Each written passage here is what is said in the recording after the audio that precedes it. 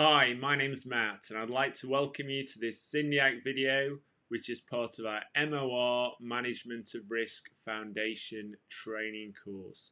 And in this video we will be looking at general risk management and why it's important and why it's mandated in certain instances, certainly in the UK by the government, but also in other countries for publicly listed companies, organisations, that the boards of those organisations are required to ensure that they're managing risks appropriately. So let's start off by looking at why risk management is important. And we've got a list there you can see on the slide. Effective risk management is likely to improve performance against objectives by contributing to these things. Fewer sudden shocks and unwelcome surprises. Well, clearly risk management is all about identifying uncertainty, and if we've identified a possibility, then we won't be shocked when it occurs. More efficient use of resources. So that's really about, if we're looking at uncertainty again, is using the right number of resources, not over-resourcing an activity because we're worried about a particular risk, when actually maybe the impact of that risk impacting isn't that great. So we can use an appropriate amount of resources for any given activity. Reduce waste and fraud. So in terms of reducing waste, we can hopefully certainly avoid rework of doing the wrong thing and having to do it again. Risk management can help with that. And in terms of fraud, I talked before about assets and protection of assets and threats to those assets, and certainly fraud is a threat that we can protect against.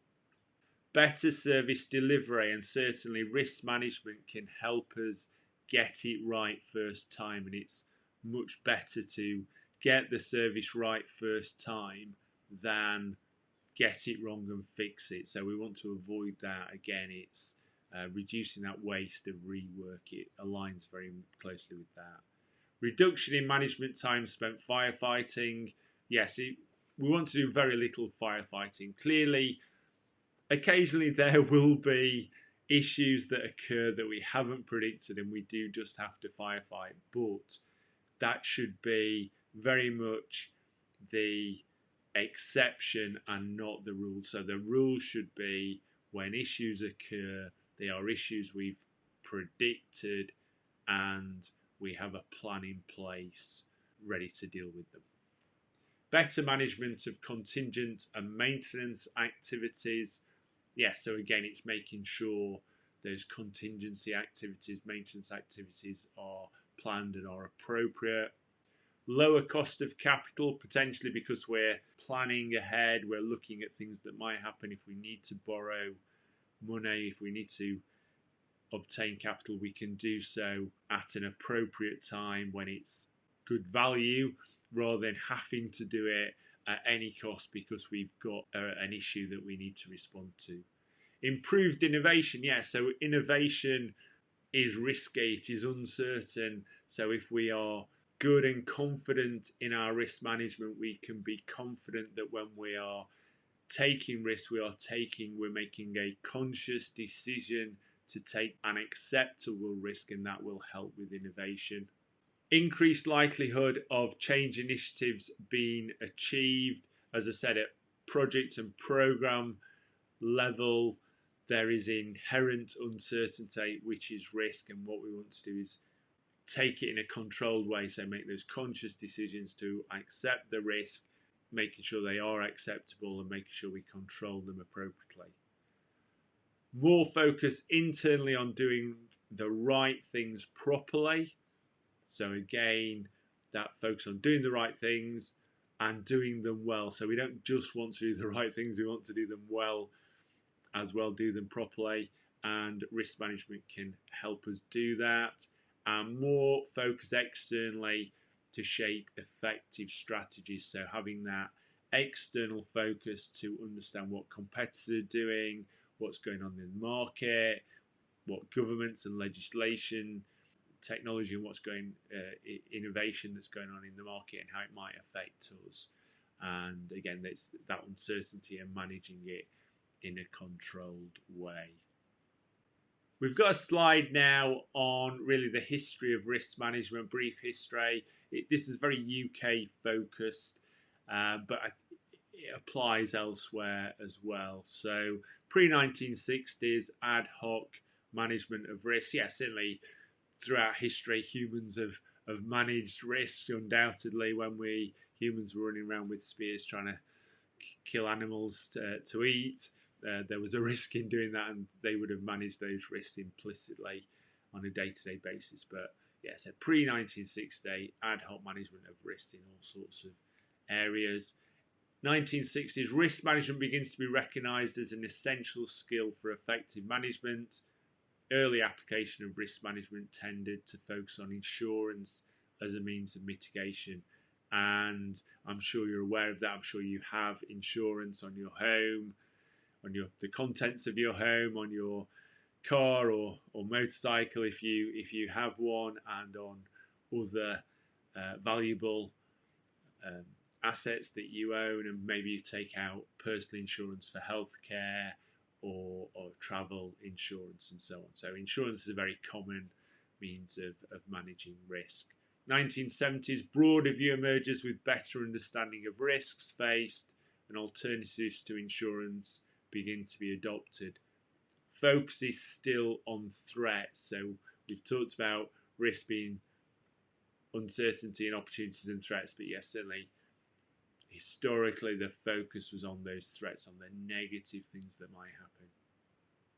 In the 1980s, organisations begin to recognise opportunities and threats and attempt to understand the size of risk to decide how to act on them. Yeah, so very much that when we talk about size of risk there, what is the impact going to be? So not just saying how likely is it, but what will the impact be? 1999, UK government guidance on corporate governance and internal control. The Turnbull Guidance is published, and we'll look a little bit more in detail on that on the next slide. But essentially, it is saying to company directors, you have a responsibility to ensure the risks within your organisation are properly managed. And in response to that guidance in 2002, the Office of Government Commerce, as was, produced the first edition of the MOR Framework Guide. And since then, legislation on corporate governance has continued, and we have seen the emergence of enterprise risk management. So rather than just looking at risks related to individual activities within the organisation, a more holistic view of the risk applied across the whole enterprise. So we're going to look again now at corporate governance and internal control. We looked at it briefly before. It's the system by which organisations are directed and controlled, and it's designed to protect assets, earning capacity and reputation. And as I said, really, earning capacity and reputation are specific types of assets. And facilitate effective entrepreneurial and prudent management to deliver long-term success. So it's really having that balance between conscious risk-taking, so consciously accepting and being comfortable with an uncertainty of outcome, but doing so in a prudent way, in a way that is proportional to the organisation, that it's not going to affect the viability of the organisation. And it's really getting that balance between the two. So we don't want no risk. So if we've got no risk, we've got no opportunity. But we don't want so much risk, so much uncertainty that if the threats do impact, then it'll destroy the organisation. So we've just got to have a balance there.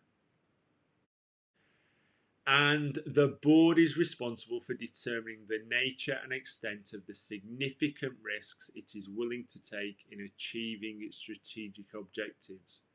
The board should maintain sound risk management and internal control systems and review the effectiveness of these at least annually.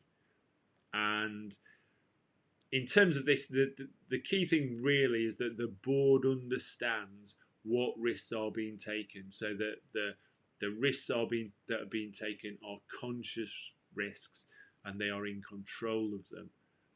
And there aren't risks being taken that they don't know about, that they're not aware about. And that, again, obviously goes back to communicate right at the heart of the MOR framework. So I'd said we'd come back to the Turnbull Guidance, and factors to be considered by boards comes from that. So let's have a look at those. So the nature and extent of risks facing the company, the extent and categories of risk which it regards as acceptable for the company to bear. So as I said, we don't want no risk. We want to take some conscious decisions that have uncertainty of outcome, so take some risk, but we need to decide which ones are acceptable and which ones are unacceptable. And generally speaking, the ones that are unacceptable will be ones where the likelihood of it putting the organisation out of business, so that those existential threats, there may be some existential threats that we're prepared to accept if they're very unlikely, but if they're at all likely, then we're probably not going to be acceptable to us, and we'll either want to not engage in that activity or mitigate them in some way. And obviously there's many ways we might do that. The likelihood of the risk concerned materialising, so that is key, the likelihood. Very often human beings struggle with things that have a very big impact but are very unlikely to occur. So certainly things around death, that's obviously a kind of the ultimate impact from a human point of view. If someone's going to die, so we don't want that, we want to avoid it, but we do need to consider, what's the likelihood. If it's very, very, very unlikely, then we probably want to accept it. And we all accept that every day, because any of us could die on any day, and we all do things that are potentially life-threatening. It's just very, very unlikely, so we readily accept them. And that's what we have to consider, is that likelihood. Obviously, if something's very likely to occur, then we need to consider the impact of it, and if it's significant and it's a threat, it's a negative outcome, then we're going to mitigate it or in some way. The company's ability to reduce the incidence and impact on the business of the risks that do materialise. So the incidents, how often they materialise, and that impact. So this is obviously focused on threats, because if there were opportunities, we would want to reduce the incidence and impact. We would want to increase the incidence and impact for opportunities. So this is obviously referring to those threats, those negative outcomes. We want them to occur as infrequently as possible and to have the minimum negative impact possible. That's what we're looking for. And then the costs of operating particular controls relative to the benefit thereby obtained in managing the related risks. So it's, again, the cost of the control has to be proportionate to the impact. I remember when my son passed his driving test, and we had an old car. It was an old Honda that was about 15 years old that he had learnt to drive in. And when it came to insuring him when he'd passed his test, so this Honda was virtually worthless. Let's say it was worth £500. And we went out to try and get an insurance, and the lowest insurance quote we got was £15,000 per year. And clearly that made no sense at all. It made no sense to spend £15,000 insuring a vehicle that was only worth £500.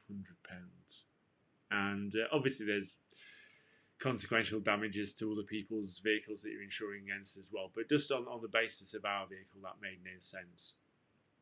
And what we actually did was we went out, rather than spend £15,000 insuring a £500 vehicle, we went out and spent £10,000 buying a new vehicle, and the insurance company would then insure that brand new vehicle which was worth £10,000 for £1,000 a year, and that made a lot more sense. Still, for those of you who don't live in the UK, you're probably thinking they're still mad numbers, £1,000 for insurance, but hey ho, that's the reality of living in the UK. I'm afraid with car insurance, it is ridiculous compared with other countries, but we just have to live with it. There's not a lot we can do about it.